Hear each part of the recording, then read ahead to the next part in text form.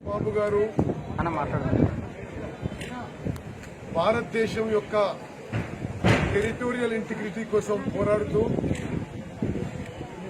భారత చైనా సరిహద్దుల్లో వీర మరణం పొందడం అత్యంత బాధాకరమైన విషయం. నేను స్థానిక పార్లమెంట్ సభ్యునిగా, రాష్ట్ర కాంగ్రెస్ పార్టీ అధ్యక్షునిగా, వ్యక్తిగతంగా కాంగ్రెస్ పార్టీ తరఫున మరి ఉపేందర్ గారికి, మంజుల గారికి ప్రగాఢ సానుభూతి, సంతాపం తెలియజేయడానికి ఈరోజు సూర్యాపేట రావడం జరిగింది. వాళ్లతోని కొంతసేపు మాట్లాడడం జరిగింది. మరి నిజంగా కర్నల్ సంతోష్ బాబు ఒక వీర సైనికుడు, ఒక వీర మరణం పొందాడు.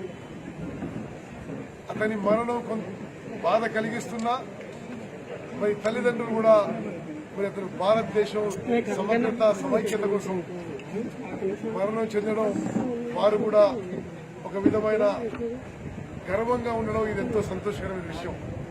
మన ప్రాంతానికి, మన రాష్ట్రానికి గొప్ప పేరు తీసుకొచ్చిండు కర్నల్ సంతోష్ బాబు. అన్ని విధాలుగా వారి కుటుంబ సభ్యులని, వారి పిల్లల్ని ఆదుకోవడానికి ఫ్యూచర్ లో ఎల్లకాలం వారికి మా సహాయ సహకారాలు ఉంటాయని, మా అండదండలు ఉంటాయని కూడా చెప్పడం జరిగింది.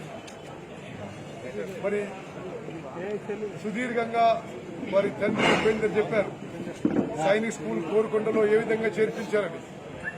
మరి ఉపేందర్ గారికి కూడా ఎయిర్ ఫోర్స్ లో చేరాలని కోరుకుండి ప్రయత్నం చేసి అవకాశం రాకపోతే మరి బ్యాంక్ ఎంప్లాయీగా ఉంటూ మరి బ్యాంక్ మేనేజర్ గా రిటైర్ అయ్యారు.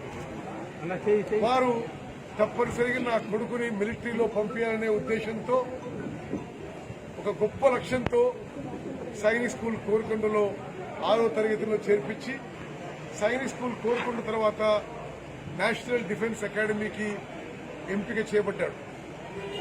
మరి మీ అందరికీ ఒక ఆసక్తికరమైన విషయం, నేను కూడా national defence academy NDA graduate అని చెప్పి మనవి చేస్తున్నాను. ఎన్డీఏ తర్వాత నేను ఎయిర్ ఫోర్స్ లో వెళ్ళిపోవడం జరిగింది. మరి సంతోష్ నాకంటే చాలా జూనియర్. వారు ఆర్మీలో 16 బిహార్ రెజిమెంట్ లో సర్వీస్ చేస్తున్నాడు. మరి మంచి సర్వీస్ ట్రాక్ రికార్డు ఉంది. మరి పాకిస్తాన్, చైనా సరిహద్దుల్లో అనేక సంవత్సరాలు దేశ రక్షణ కోసం తన ప్రాణాలు సైతం ఫనంగా పెట్టి పోరాడిన గొప్ప సైనికుడు, వీర సైనికుడు మరి అని చెప్పి మనం చేస్తాం. అదేవిధంగా ఇప్పుడు వారి తల్లిదండ్రులు చెప్పిన విషయాల్లో మరి ఆయన ఎన్డీఏలో ట్రైనింగ్ పొందడమే కాదు, ఎన్డీఏ నుంచి పాస్ అవుట్ అయిన 5 ఏళ్లకే మళ్లీ ఎన్డీఏలో కెప్టెన్ గా, ఇన్స్ట్రక్టర్ గా పనిచేయడం, అదేవిధంగా ఆర్మీలో చాలా ప్రెస్టీజియస్ గా భావించే వెల్లింగ్టన్ లో స్టాఫ్ కాలేజ్ లో కూడా ఆయన మరి కోర్స్ చేయడం, ఇవన్నీ ఎన్నో ప్రతిష్టాత్మకమైన విషయాలు.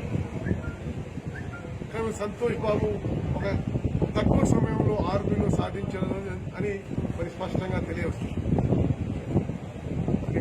సూర్యాపేట ప్రాంతానికి, తెలంగాణ రాష్ట్రానికి అతను గుర్తింపు, గొప్ప పేరు తీసుకొచ్చాడు. నేను అదేవిధంగా సోనియా గాంధీ గారి తరఫు నుంచి వారి తల్లిదండ్రులకు ఒక లేఖ అందజేయడం జరిగింది. మరి నేను జస్ట్ ఆ లేఖ కూడా మీకు చదువుతాను. సోనియా గాంధీ గారు చెప్పిన సందేశం. డియర్ శ్రీమతి సంతోషి బిక్కుమల్ల గారు, I'm deeply grieved at the loss of your beloved husband, Colonel Santosh, who lost his life defending our motherland. His sacrifice, his patriotism and his bravery will never be forgotten, and we will always honor his memory. At this time of grief, words are of little consolation, but I wanted to tell you that I share your pain with all my heart. You must draw solace from the fact that your husband lived his life with the utmost honor, devotion to duty and love for his country. I join every Indian today in paying homage to your husband, a heroic son of India whose death is deeply mourned by the whole nation. I pray that you find the strength to bear your loss. May Colonel Santosh's soul rest in peace. With my heartfelt condolences in grief, Sonia Gandhi. మరి ఈ letter ఇప్పుడే నేను తల్లిదండ్రులకు ఇవ్వడం జరిగింది. మరి రాహుల్ గాంధీ గారు కూడా వారి సంతాపం సానుభూతి తెలియజేశారు.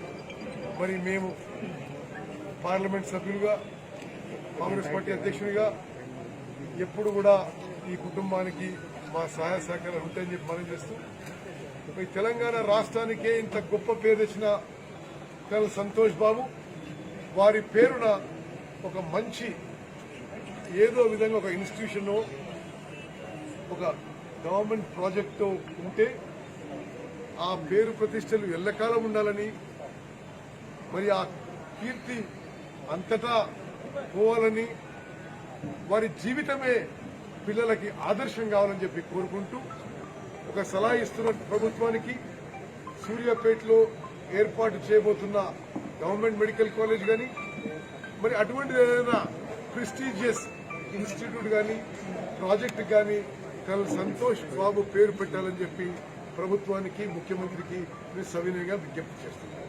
ధన్యవాదాలు. రేపు నేను మళ్ళీ ట్యూటర్ కూడా అటెండ్ అవుతానని చెప్పి